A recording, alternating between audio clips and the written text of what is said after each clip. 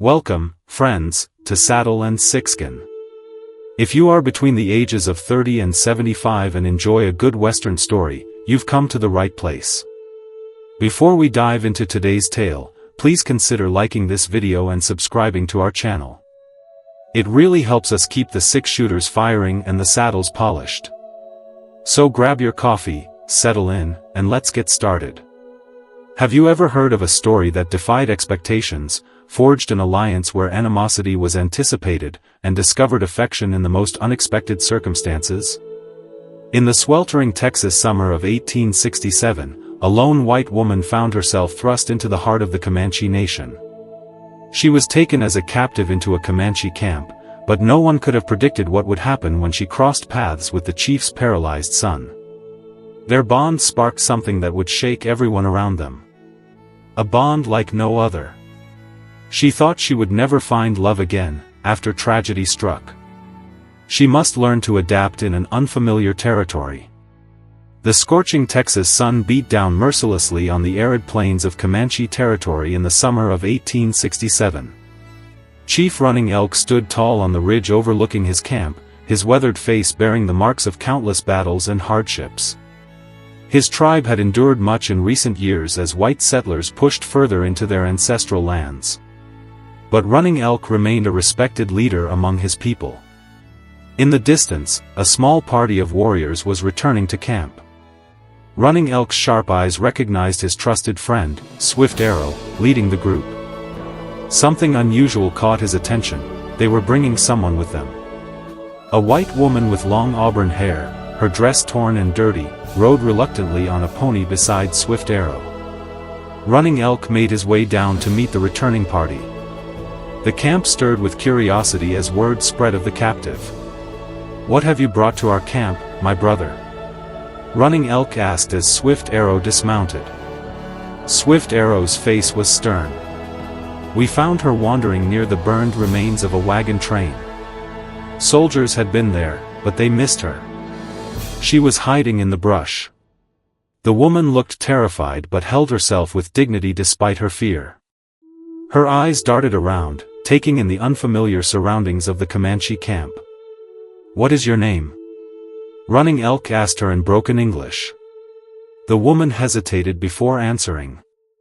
"Sarah. Sarah Miller," she replied, her voice barely above a whisper. "Why were you alone?" the chief inquired. "My husband. He was killed in the attack. I hid when I heard the gunfire." Her voice trembled slightly. "I've been walking for 2 days." Running Elk nodded solemnly. He understood loss all too well. The white settlers and their soldiers had brought much death to his people, too. Are you finding this story to be enjoyable? Remember to like and subscribe to Saddle and Sixskin. We would love to know what you are thinking.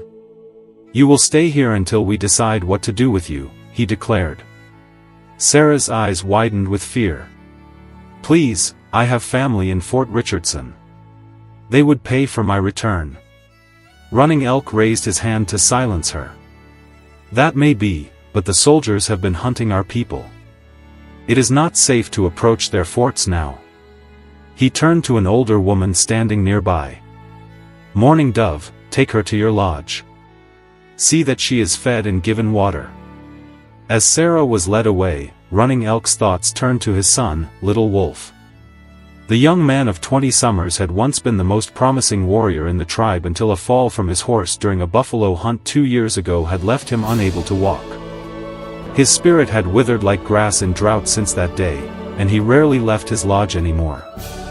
The chief thought she should teach him the way to survive there. Running Elk made his way to his son's dwelling. Inside, Little Wolf sat working on an arrow, his useless legs stretched out before him on a buffalo robe. His once bright eyes were now dull with resignation. "My son," Running Elk greeted him. "Our warriors have brought a white woman into camp. She has lost her husband." Little Wolf barely looked up. "What does this matter to me, father? Will her presence make my legs strong again?" Running Elk sighed deeply. "No, but perhaps you could help teach her our ways while she is here." She will need someone to show her how to survive among us. Little Wolf scoffed. And what can I teach anyone? I cannot hunt. I cannot ride. I am less than nothing. You speak the white man's tongue better than any of us, Running Elk reminded him. Your mind is still strong, even if your legs are not. Consider it, my son. It would be good for you to have purpose again.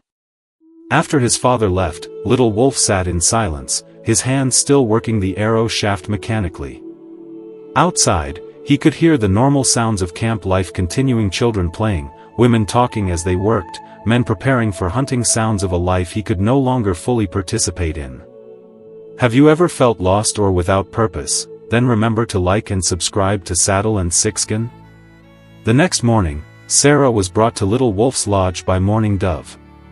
The older woman spoke briefly to Little Wolf in their language before departing, leaving the white woman standing awkwardly at the entrance. You may sit, Little Wolf said in clear English, gesturing to a spot across from him.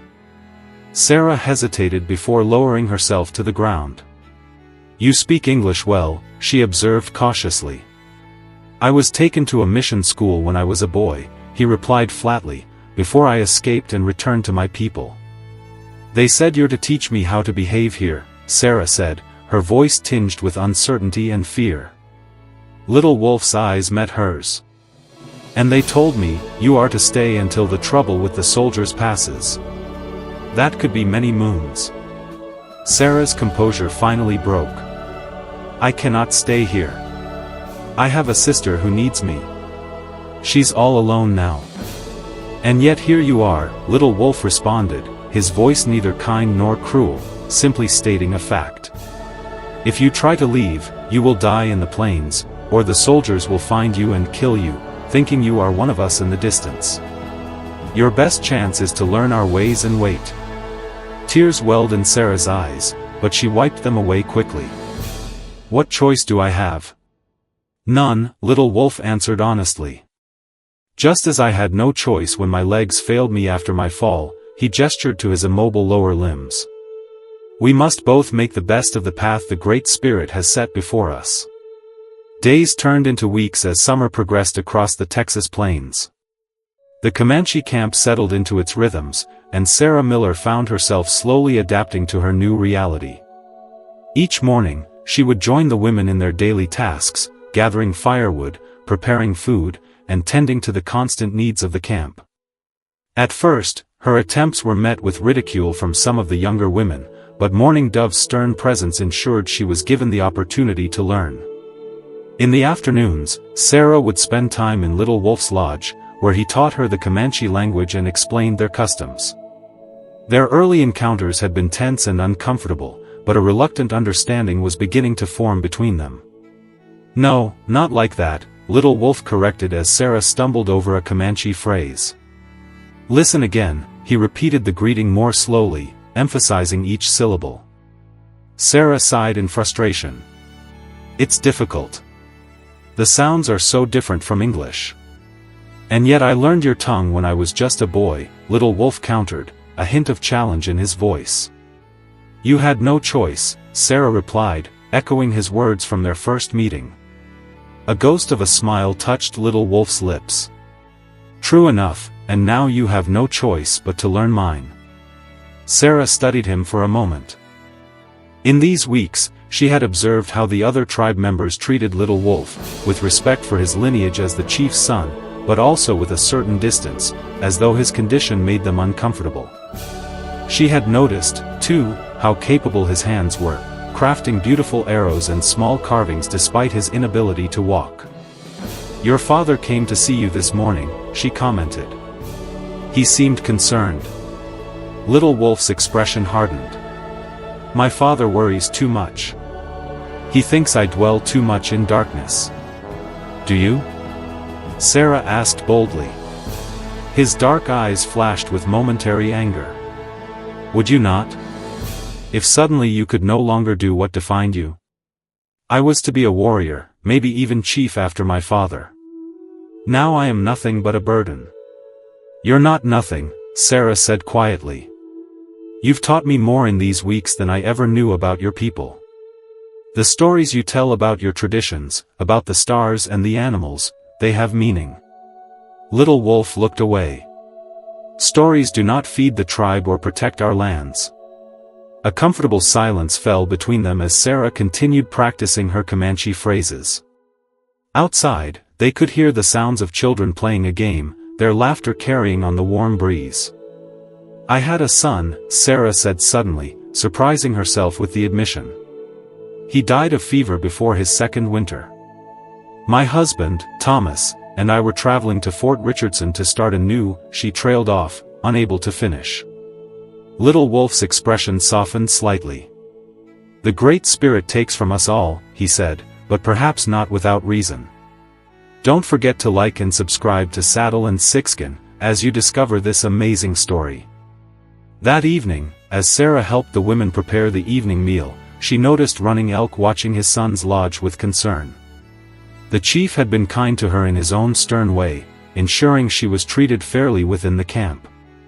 "He eats less each day," Mourning Dove said in her limited English, following Sarah's gaze toward Little Wolf's dwelling. "His spirit fades like sunset."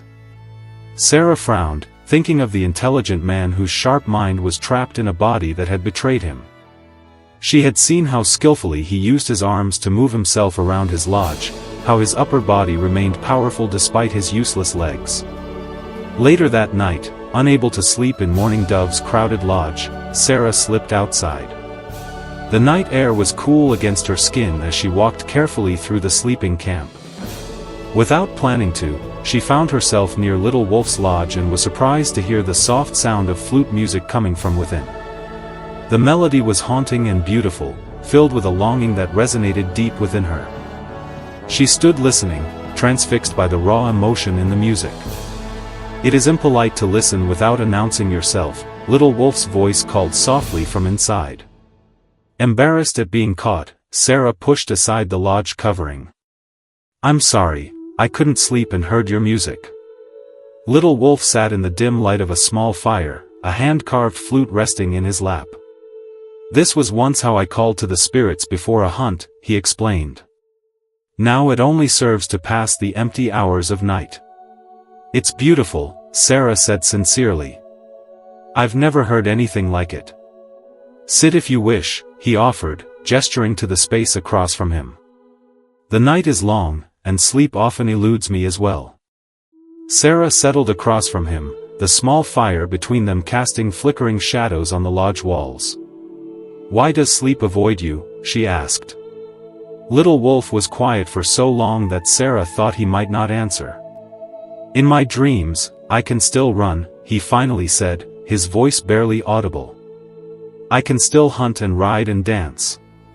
Waking is like losing my legs anew each morning." The raw honesty of his words struck Sarah deeply. "I dream of Thomas and our son," she confessed. "They're always just ahead of me on the trail, but no matter how fast I walk, I can never catch up to them." Little Wolf nodded in understanding. "We are both haunted by what we have lost. Yet we are still here," Sarah said. "Yes," Little Wolf agreed, lifting the flute once more to his lips. "We are still here." As he began to play again, Sarah closed her eyes, letting the mournful notes wash over her. Saddle and Sixskin appreciate your loyalty. Please like and subscribe for more heartwarming tales. In that moment, captive and captor disappeared, and they were simply two wounded souls finding brief solace in music and shared grief under the vast Texas sky. The next morning, Sarah was helping to prepare breakfast when Swift Arrow and a hunting party returned to camp earlier than expected, their expressions grave. They spoke urgently with Running Elk, who immediately called the tribe's elders to his lodge for counsel. "What's happening?" Sarah asked Mourning Dove, worry creeping into her voice. The older woman's face was solemn. "Soldiers," she said simply, "moving closer to our hunting grounds." Sarah felt a conflicting surge of hope and fear. Soldiers meant possible rescue, but also danger for the tribe that, despite everything, had treated her with increasing kindness. As the council meeting continued, Sarah made her way to Little Wolf's lodge with his morning meal. She found him already aware of the situation, his face tense with concern. "If the soldiers find this camp, there will be bloodshed," he said without preamble. "Perhaps I could go to them," Sarah suggested. "Explain that I've been treated well. Ask them to leave your people in peace." Little Wolf gave a bitter laugh. "The soldiers do not come seeking peace or rescue, Sarah Miller. They come seeking glory in battle against the savage Comanche. Your words would mean nothing to them." The truth of his assessment hung heavy in the air between them. Sarah knew from her own experiences that many soldiers viewed the native tribes with contempt and fear, seeing them only as obstacles to be removed from the path of white settlement. "Then what will happen?" she asked quietly. "The council will decide," Little Wolf replied. "But I believe we will break camp soon. Move deeper into Comanche territory where the soldiers will not follow easily." Sarah's heart sank. Moving further from Fort Richardson meant moving further from any chance of returning to her sister. As if reading her thoughts, Little Wolf added, "This may mean you remain with us longer than anyone expected." Sarah nodded slowly, a strange resignation settling over her. "I understand," she said, and was surprised to realize she truly did. Don't forget to like and subscribe to Saddle and Sixskin and watch the next compelling story. The Comanche camp moved swiftly following the council's decision, breaking down lodges and packing their belongings with practiced efficiency. By midday, they were traveling northward, deeper into the territory the tribe considered their own. Sarah rode on a pony provided by Mourning Dove, while Little Wolf was secured to a travois pulled by a steady horse, his face stoic despite the discomfort of the rough journey. Sarah could not help but notice how the young warrior's eyes constantly scanned the horizon, his hands gripping the sides of the travois tightly whenever they traversed particularly bumpy terrain. His pride was clearly wounded by having to be transported this way, but no complaint passed his lips. They traveled for 3 days before establishing a new camp near a small stream fed by an underground spring. A location hidden within a shallow canyon that provided natural protection and easy defense. The spot was beautiful in its own rugged way, with cottonwood trees offering patches of shade and abundant wildlife visiting the water source. As the tribe settled into their new location, the routine Sarah had grown accustomed to resumed. Yet something had changed in her status among the Comanche. Having chosen to move the camp rather than use her as a bargaining chip with the soldiers, the tribe had implicitly accepted her presence as more than just a temporary captive. One evening, about a week after their arrival at the new camp, Running Elk visited his son's lodge while Sarah was there practicing her Comanche vocabulary. The chief's eyes moved thoughtfully between the two of them before he spoke. "The council has discussed your situation," he said to Sarah in his limited English. "You have learned our ways well. You work hard and do not complain." Sarah waited, uncertain where this conversation was leading. "We have decided you will be given a place in our tribe," Running Elk continued. "Not as captive, but as one who lives among us. Mourning Dove wishes to call you daughter." Sarah's breath caught in her throat. This was both an honor and a finality she hadn't expected. Acceptance meant they no longer planned to arrange her return to white society. I am honored," she replied carefully, glancing at Little Wolf, whose expression remained unreadable. "But my sister still waits for me at Fort Richardson. She has no one else." Running Elk nodded, having anticipated this response. "When the cold season passes and the soldiers return to their fort, we may find a way for you to send word to her. Until then, you are safer here."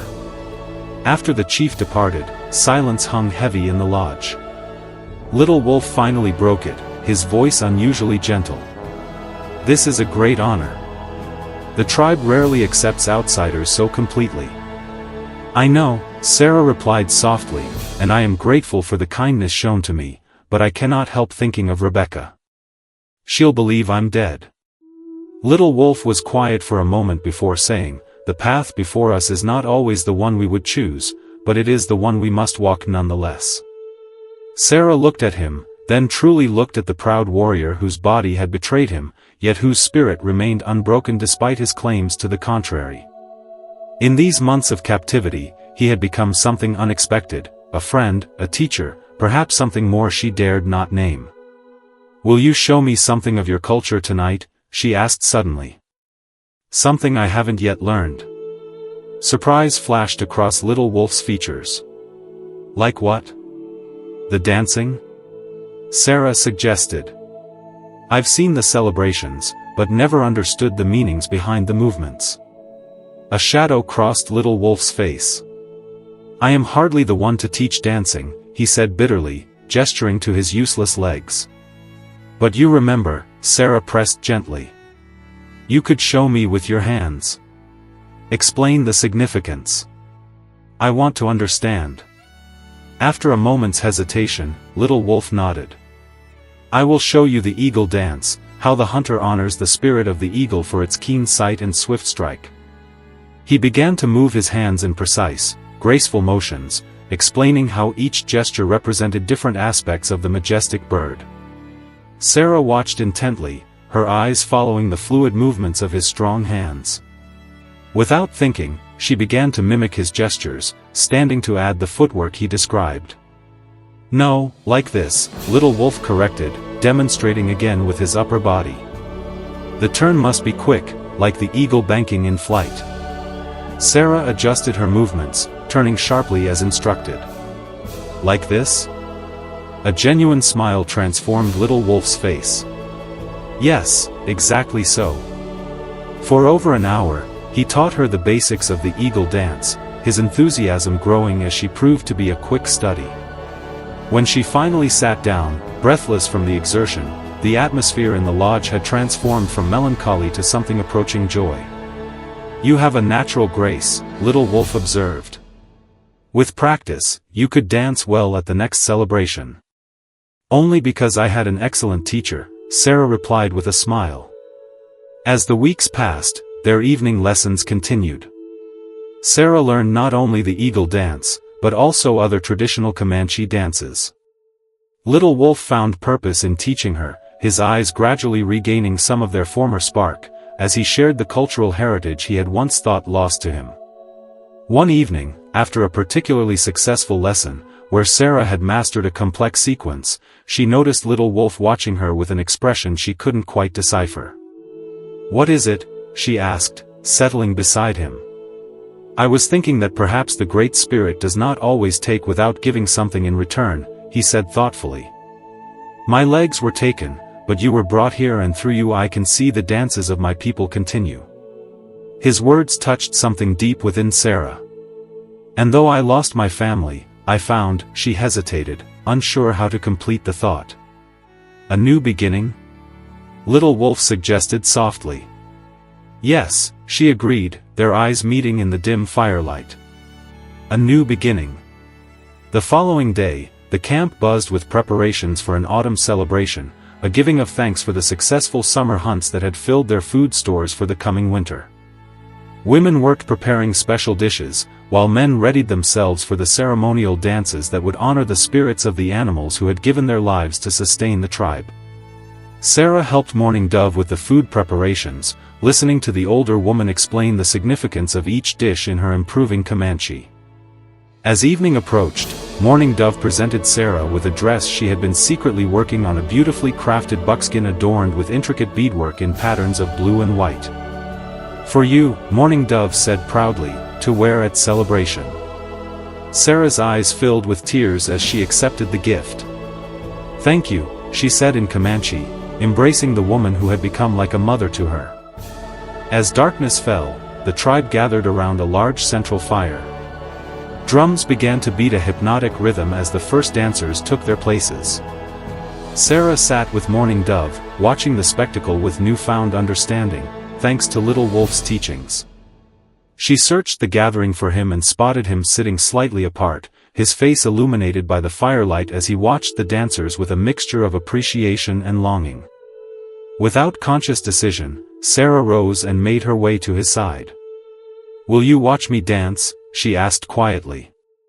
Little Wolf looked up at her in surprise. "You wish to dance tonight before the tribe, the eagle dance?" She nodded. "If you think I'm ready." A complex emotion crossed his face. "You are ready," he confirmed. "But why?" Sarah took a deep breath. "Because, through your teaching, both our spirits can dance tonight." She approached Running Elk and spoke to him briefly in Comanche. The chief's eyebrows raised in surprise, but he nodded his permission. As the current dance ended, Running Elk raised his hand for attention and announced something to the tribe. All eyes turned to Sarah as she took her position near the fire. The drums began again, a different rhythm this time, the one little wolf had taught her for the eagle dance.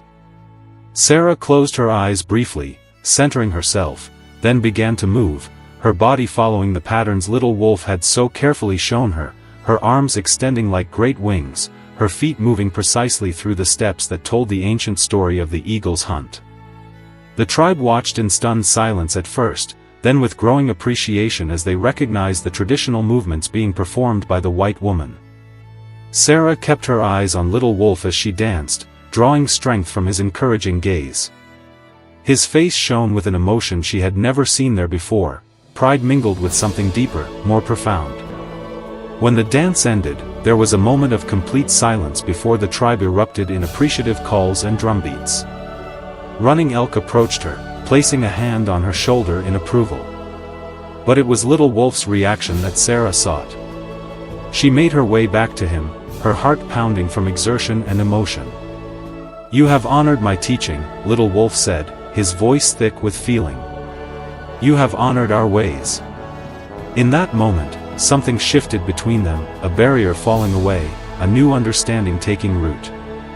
Sarah saw not a broken warrior, but a man of strength and wisdom who had given her the precious gift of his cultural heritage. And in her, little wolf saw not a captive from an enemy people, but a woman of courage who had embraced his teachings and brought his passion for the dance back to life through her movements.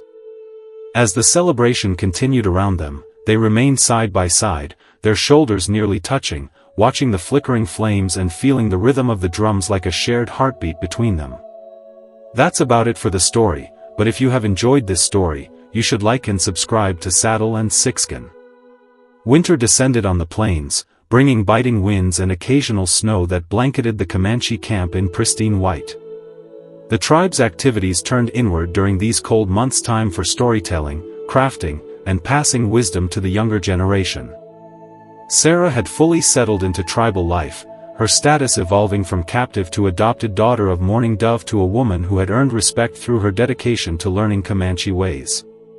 Her relationship with Little Wolf had deepened as well, though neither spoke openly of the feelings growing between them.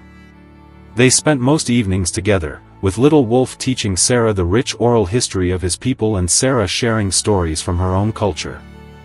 Their conversations often continued late into the night, their voices low murmurs in the warmth of his lodge while winter winds howled outside. One particularly cold evening, as Sarah stoked the fire in Little Wolf's lodge, she noticed him grimacing as he shifted position. "Your legs are paining you?" she asked, setting aside the firewood. He nodded reluctantly. "The cold makes them ache, though I cannot feel them. It is strange pain in a place that has no feeling." Sarah moved to his side. "In the white settlements, we sometimes use heated stones wrapped in cloth to ease aches. May I try that for you?" Little Wolf hesitated before nodding his consent. Sarah placed several smooth river stones near the fire's edge. While they heated, she gathered some of the soft rabbit furs that lined his sleeping area. "My grandmother had a similar condition after a stroke took the use of her right side," Sarah explained as she worked. She said the warmth helped the muscles relax even when she couldn't control them. When the stones were hot enough, she carefully wrapped them in the furs and placed them gently against Little Wolf's legs. His expression remained stoic, but she could see some of the tension leaving his shoulders as the heat penetrated. "Better?" she asked. "Yes," he admitted. "Thank you." Sarah sat back on her heels, studying his face in the firelight. Over these months, she had memorized every line of his strong features: the proud nose, the high cheekbones, the dark eyes that revealed far more than he ever spoke aloud. "I have been thinking," Little Wolf said suddenly, breaking her reverie. About what happens when spring comes. Sarah's heart beat faster. Spring meant warmer weather, which meant the possibility of her returning to white society, as Running Elk had suggested months earlier. My father believes it may be possible to arrange for you to send word to your sister, he continued. Perhaps even to meet her at a neutral location. Oh, Sarah said softly, a complex mixture of emotions washing over her. The thought of seeing Rebecca again brought joy, but the idea of leaving the tribe, of leaving Little Wolf, created an unexpected ache in her chest. Little Wolf watched her carefully. Is this not what you want? I don't know anymore, she admitted honestly. 6 months ago, all I wanted was to escape, to return to my old life. But now, he prompted when she fell silent. Now I'm not certain where I belong, she finished. Rebecca is my only blood family, but here I have found, she struggled to find the words. What have you found, Sarah Miller? Little Wolf asked, his voice barely above a whisper. Sarah met his gaze steadily. Purpose, respect, connection, things I never truly had in my life with Thomas, despite him being a good husband. She paused, gathering courage. And I have found you. The firelight flickered across Little Wolf's face as he absorbed her words.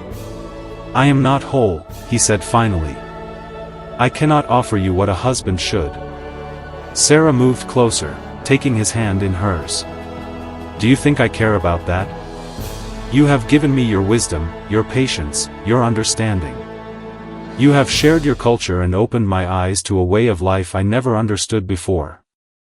Your body may be broken, but your spirit is the strongest I have ever known. Little Wolf's fingers tightened around hers. What are you saying? I'm saying that whatever happens in spring, whatever choice I make about seeing Rebecca, I do not wish to leave you, Sarah answered, her voice steady despite her racing heart, if you would have me stay. For a long moment, Little Wolf was silent, his eyes searching hers as if seeking any sign of hesitation or pity. Finding none, his expression softened. Since the day I fell and lost the use of my legs, I believed the Great Spirit had abandoned me, he said.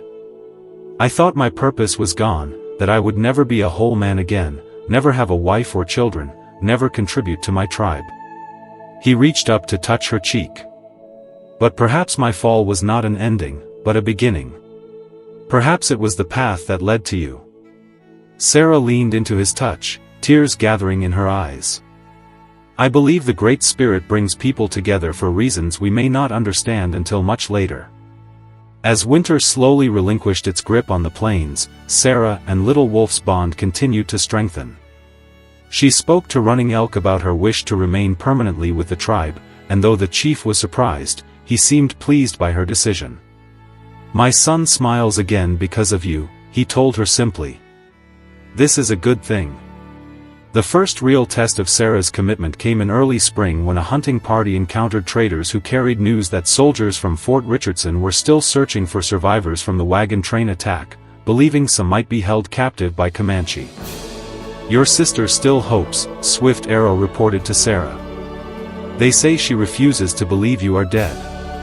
Sarah's heart ached at the thought of Rebecca's continued grief. After much discussion with Little Wolf and Running Elk, a plan was formed. Sarah would write a letter to be delivered to Rebecca through trusted traders, explaining that she was alive and had chosen to remain with the Comanche. She would offer to meet her sister at a trading post that summer if Rebecca wished it. The morning the traders departed with her letter, Sarah stood watching them disappear into the distance, uncertainty gnawing at her. Thank you for watching Saddle and Sixskin. Please like and subscribe, and let us know in the comments where you are from. Little Wolf had insisted on joining her, his travois positioned so he could observe the traders' departure as well. Do you regret your decision? He asked as the riders became tiny dots on the horizon. Sarah turned to him, her expression clearing. No, I will always love my sister and hope she understands my choice, but my path is here now. That evening, Running Elk called the tribe together. Standing before the assembled Comanche, the chief spoke formally in their language, his voice carrying clearly in the spring air. Sarah, understanding most of his words now, realized he was speaking of her and Little Wolf. "Today, we witness something rare but beautiful," Running Elk announced, "a joining of two spirits who have found strength in each other despite the hardships life has placed before them." Sarah's eyes widened as she realized what was happening. Little Wolf, seated beside her, took her hand in his. "My father asks if you will join with me in marriage," he explained quietly, "if you will become my wife before the tribe." Tears of joy filled Sarah's eyes. "Yes," she whispered, then louder in Comanche so all could hear. "Yes." The tribe celebrated late into the night with dancing, feasting, and storytelling. Though Little Wolf could not participate in the traditional wedding dance, Sarah performed it for both of them, her movements graceful and sure, honoring the teachings he had given her. Later, as they sat together outside their lodge beneath a canopy of stars, Little Wolf presented Sarah with a gift, a beautiful flute he had carved for her. "Now you must teach me," Sarah said with a smile, examining the intricate carvings on the instrument. "I will teach you everything I know," Little Wolf promised. "And you will teach me to see the world through new eyes, as you already have." Sarah leaned against his shoulder, content. "Together, we make a whole that is stronger than either of us alone." 2 months later, as summer heat shimmered across the plains, Sarah and Little Wolf traveled with a small party to the trading post where she had arranged to meet Rebecca. Sarah's stomach churned with nervous anticipation as they approached the wooden structure where several wagons were already gathered. What if she does not understand? Sarah whispered to Little Wolf as Swift Arrow helped position his travois in the shade. "Then we will give her time," Little Wolf assured her. True understanding rarely comes in an instant. They did not have to wait long. A slight woman with hair the same auburn shade as Sarah's emerged from the trading post, her eyes scanning the surroundings anxiously. When she spotted Sarah, she froze for an instant before breaking into a run. "Sarah! Oh my God, Sarah!" Rebecca cried, throwing her arms around her sister. The sisters embraced tearfully, years of separation and worry pouring out in a torrent of words and touches, reassuring each other of their reality. When the initial shock subsided, Rebecca stepped back, finally noticing Little Wolf and the other Comanche. "You truly meant what you wrote," she said quietly, "about staying with them, with him." Sarah nodded, moving to Little Wolf's side. "This is my husband, Little Wolf.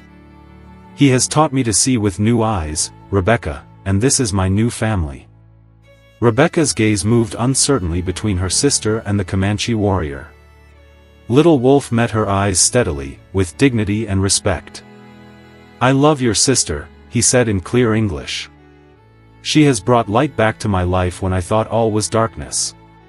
Something in his sincerity seemed to reach Rebecca, though she was clearly still processing the unexpected turn of events. She stepped forward and tentatively offered her hand to Little Wolf. "Then I thank you for protecting her when I could not," she said simply. As the day progressed, the sisters spoke of all that had happened in their years apart. Rebecca had married a kind shopkeeper at the fort, and though initially resistant, she gradually came to accept Sarah's choice to remain with the Comanche. By evening, they had arranged for regular meetings at the trading post, building a bridge between their two very different worlds. As they prepared to return to the Comanche camp the following morning, Sarah embraced her sister one final time. "Are you truly happy?"